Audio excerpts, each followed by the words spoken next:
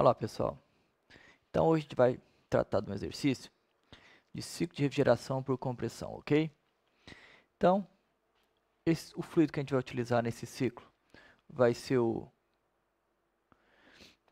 R134A, certo? A temperatura no evaporador ela é de menos 20 graus Celsius e a temperatura no condensador ela é de 40 graus Celsius. O fluido refrigerante escoa pelo sistema a 0,03 kg por segundo. Então, essa é a nossa taxa máxima. E o que é pedido é o COP, o coeficiente de performance, e a capacidade de refrigeração, ok? Muito bem. Esse exercício a gente vai resolver utilizando o diagrama de Molière. Obviamente, do R134A. Mas como o diagrama ele pode ser um pouco confuso para vocês, bastante poluído, eu fiz ele menos poluído em um software, só para mostrar para vocês algumas linhas importantes nesse gráfico, tá? Que a gente tem que ter um cuidado com elas. Primeiramente, essa linha aqui em preto é a linha de temperatura, ok? Então, essas são nossas isotermas. Então, aqui a gente tem uma isoterma de 70 graus Celsius, ok? E ela propaga até depois do envelope de fase, tá? E aqui a de 40 graus Celsius, que é a de trabalho do nosso condensador. Então, nós temos a linha de temperatura e azul nós temos as linhas de entropia. Muito bem. Já aqui na abscissa, nós temos a entalpia. E na ordenada, nós temos pressão. Ok. Dito isso, nós traçamos as duas linhas de temperaturas que o exercício dá. Então, o exercício me deu uma informação de menos 20 graus Celsius, que é a temperatura do meu evaporador. Então, eu traço uma linha no menos 20. E uma temperatura de 40 graus Celsius, que é a minha temperatura no condensador. Eu traço a linha no 40 graus Celsius, atravessando um pouquinho duas fases. Ali o envelope de fase. Por quê? Porque esse compressor nosso no sistema de evaporação, ele vai ser um compressor isoentrópico. Então, nós vamos sair de uma condição de vapor saturado na entrada desse compressor até uma condição de vapor superaquecido na saída desse compressor, ok? Então, observem que a temperatura ali na saída ela é maior que 40, porque 40 é essa linha que eu acabei de riscar aqui em vermelho, ok? Depois a gente vai ver qual que é esse valor. Enquanto do lado da expansão, então na válvula de expansão, nós temos uma expansão isoentálpica. Se ela é isoentálpica, então ela é paralela às ordenadas, ou, se preferirem, perpendicular ao eixo das abscissas, certo? Muito bem, então era só para chamar atenção para esses detalhes quando a gente for olhar no gráfico, no diagrama de Molière, para vocês tomarem cuidado com essas informações. Dentro do envelope de fase, nós temos o título, né? O título ele começa em 0, quando a gente só tem líquido saturado. Ele tem um valor de 0. E quando a gente tem 100% de vapor saturado, então o título se torna 1. Ok? Então, lembrando o que é título. Título é a relação de massa de vapor sobre massa de líquido mais massa de vapor. Então, como vocês podem observar, ele também é adimensional. Certo? Outra informação importante, é só o referencial que eu estou utilizando para fazer, que eu utilizei para fazer esse gráfico. Então, o referencial do Instituto Internacional de Refrigeração, ok? Se alguém resolver calcular esses valores e não respeitar esse referencial, o que pode acontecer é que os valores podem ser diferentes, mas na hora que você fazer o delta, vai dar os mesmos valores, ok? É só porque o referencial é um outro referencial. Muito bem, então vamos para o diagrama de Mollier. O que a gente tem aqui no diagrama, primeiramente, são as temperaturas aqui agora. Ao invés de a gente ter elas em preto, elas estão aqui em vermelho, né? Então tem a temperatura aqui, ó, a 40 e a temperatura aqui, ó, menos 20, que são as duas temperaturas de interesse que a gente quer, certo? Então, a temperatura 40, eu vou passar um traço nela. Desculpa se não ficar reto, pessoal, é porque eu estou fazendo a mão, tá? Mão livre. E aqui a menos 20 nunca dá certo.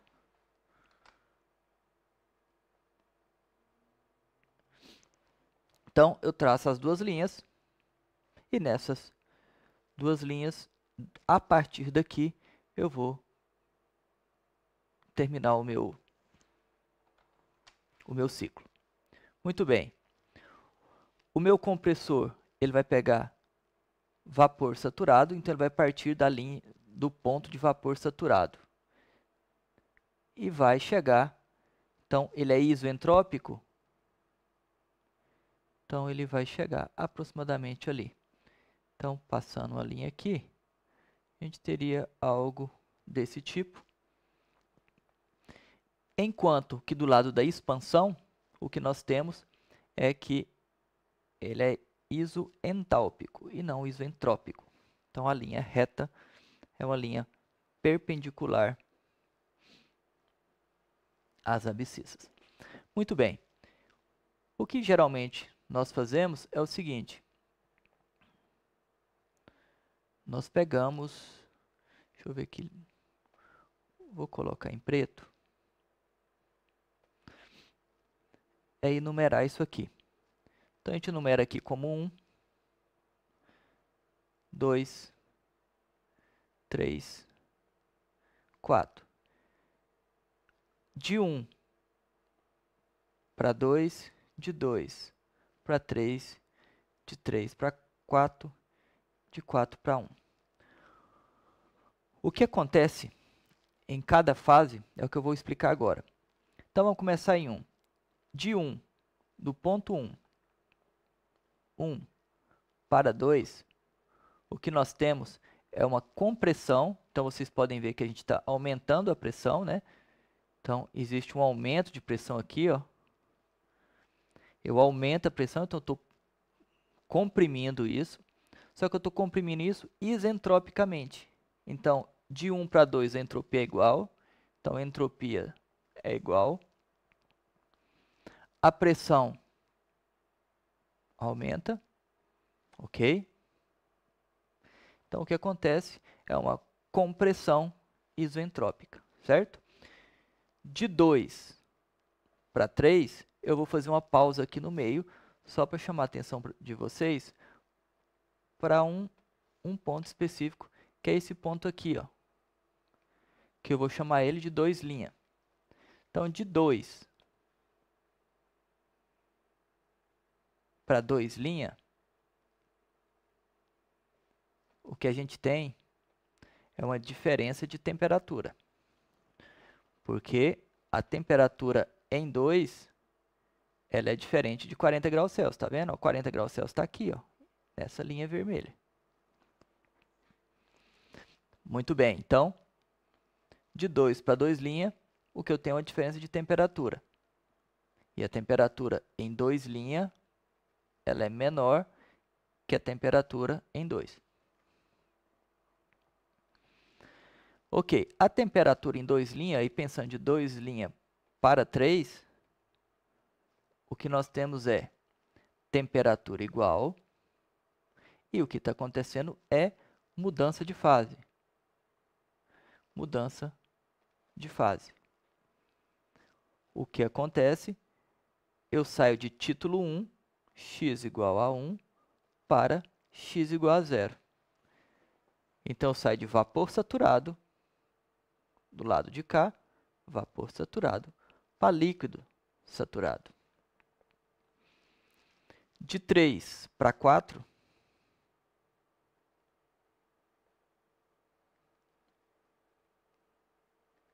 de 3 para 4 que a gente tem é uma expansão.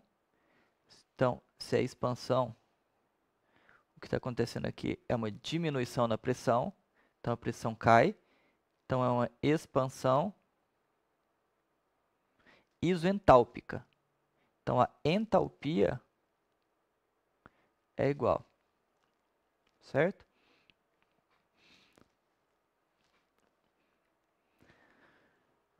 E de 4 para 1, para fechar o ciclo,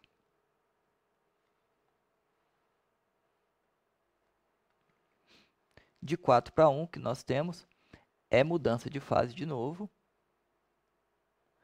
Só que enquanto de 2 para 3 eu estava liquefazendo, de 4 para 1 eu estou evaporando. De 2 para 3 eu estou no condensador, por isso do nome, né? E de 4 para 1 eu estou no evaporador. Então tá, no evaporador então eu vou evaporar o líquido que eu tenho nessa mistura aqui, líquido-vapor. Então em 4, como vocês podem ver, olha aqui os meus títulos, ok? Então são essas linhas aqui, ó, os títulos. Eu estou com um título entre 0,3 e 0,4. E eu vou transformar esse título até chegar em 1. Então eu vou evaporar todo esse líquido até chegar em 1. Ok? Então é só uma mudança de fase de 4 para 1 aí. Para ficar mais fácil de vocês enxergarem, que é o seguinte. Então, a primeira coisa que a gente faz é traçar as linhas nas duas temperaturas, ok? Eu traço, então, agora a linha do compressor, que parte do vapor saturado até um vapor superaquecido. E aqui fica mais fácil da gente enxergar a temperatura. A gente sabe que essa temperatura ela está acima de 40. Por que ela está acima de 40? Porque ela está acima dessa linha aqui, ó. Essa linha aqui é a linha de 40. Como as duas linhas se encontraram ali em cima, então a gente está em aproximadamente 48,3. Muito bem. E depois do outro lado a gente tem uma expansão isoentálpica, que ele sai também de 40, né?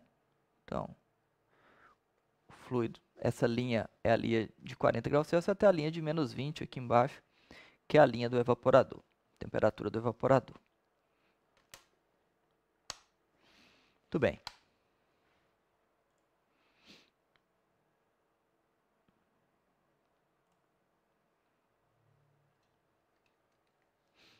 Deixa eu apagar isso aqui.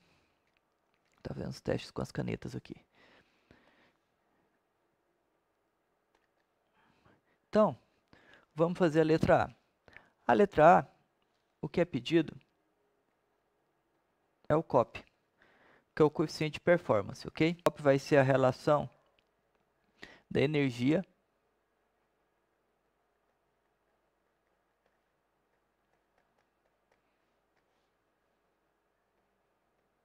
pela energia útil, né? Pela energia gasta.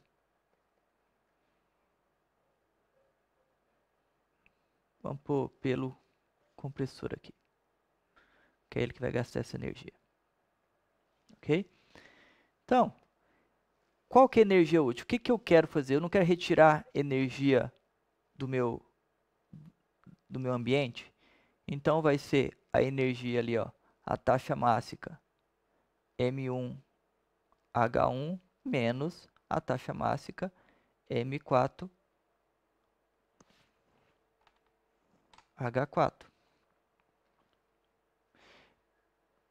Em geral, eu uso alguma coisa com esse ponto quando é algo por tempo, taxa, certo?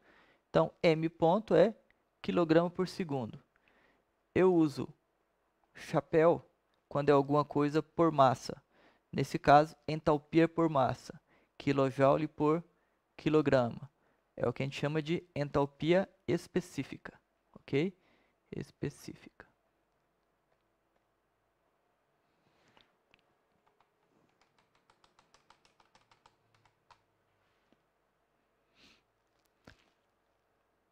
Sobre o trabalho do compressor, que vai ser fazer um balanço de energia também da saída do compressor.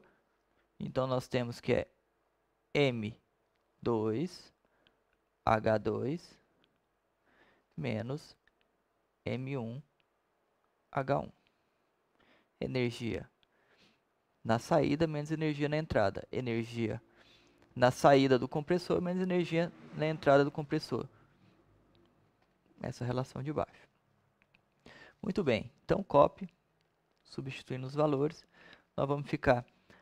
Nós sabemos também que... Deixa eu fazer isso aqui. A taxa mássica 1, ela vai ser igual a taxa mássica 2, que vai ser igual a taxa mássica 3, que vai ser igual a taxa mássica 4. Porque o nosso sistema é fechado, ok? Ele é uma tubulação e esse está em ciclo. Então, isso a gente vai chamar tudo de uma taxa mássica qualquer. A gente ainda não sabe ela. Sabe porque o exercício deu, né? Mas matematicamente a gente não vai precisar dela aqui. Então, vai ser taxa mássica H1 menos H4. Dividido por taxa mássica H2 menos H1.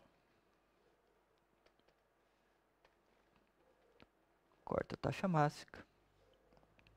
E a gente fica aqui H1 menos H4 sobre H2 menos H1. Voltando no exercício, voltando no gráfico para a gente olhar. Então, a gente tem que H1 vai ser aqui aproximadamente, fazendo reto aqui, 380 e pouco aqui, ok? Então, não está bem reto não, mas vai dar por aqui assim, ó. Dá 385, que eu já tinha olhado, com a régua aqui que é mais preciso. 385,63 menos H4. Quanto que é H4?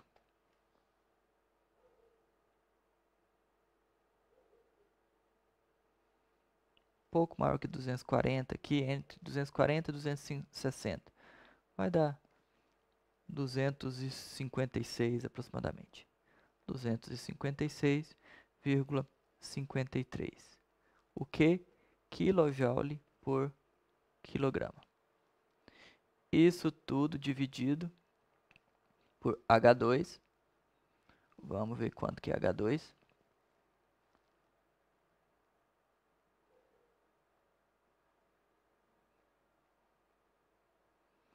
Quatrocentos e alguma coisa ali. Pra gente deu 428,36 menos 385,63 quilojoule por quilograma.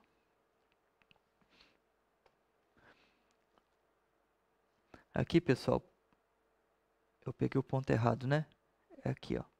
Esse, o 2 está aqui na frente, ó. Tá?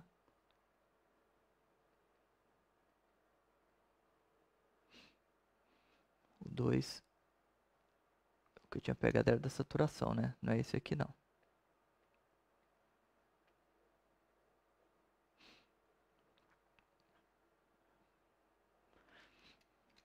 é o 2, que vai ser por aqui assim.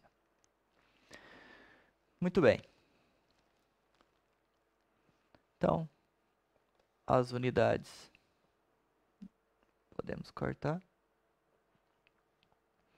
Sobramos que o copy é igual a 3,021. Observação.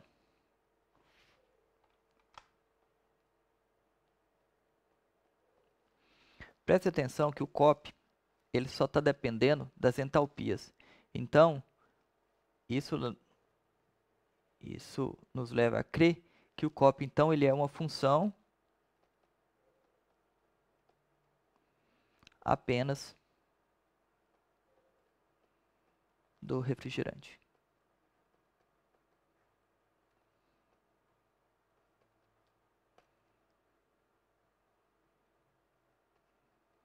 Ok? Porque ele só depende das entalpias aí.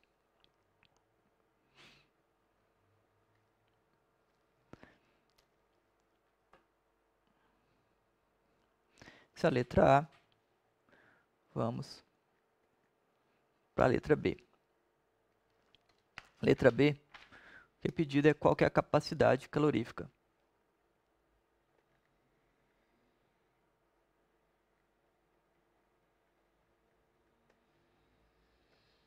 Desculpa, frigorífica, tá, gente? De refrigeração. Capacidade de refrigeração.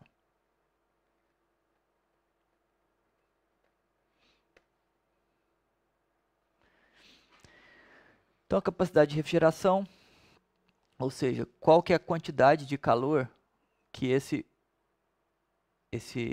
fluido ele absorveu do meio. Obviamente, essa quantidade de calor ela é absorvida num tempo, ok? Então, isso aqui para a gente vai ser dado uma unidade de potência, que nada mais é do que energia por tempo. Agora a gente vai chegar nisso aqui. Então, quantidade de calor absorvido, nós vamos fazer um balanço de massa, M1H1, a quantidade de calor que sai, menos a quantidade de calor que entra. Muito bem. Como a gente já tinha falado antes, a taxa mássica de 1 é igual à taxa mássica de 4, então eu posso chamar só de taxa mássica. E eu fico que é H1 menos H4 aqui.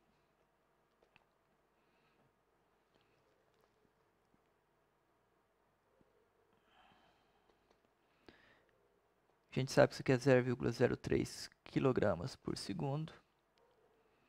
E isso aqui vai dar 385,63 menos 256,53 kJ por quilograma. Quilograma com quilograma fica kJ por segundo. KJ por segundo é watt. Então, só lembrando, joule por segundo é igual a watt. KJ por segundo é igual a quilowatt. Então, a quantidade de calor absorvida por seu sistema de refrigeração foi de 3,873 quilowatts. Ok? Então, essa é a quantidade de energia que entra no seu fluido, né, no seu sistema de refrigeração, que ele retira do ambiente onde ele está exposto. Então, a quantidade de energia que está entrando. Ok? O que eu tinha preparado para vocês. Então, era isso. Até a próxima.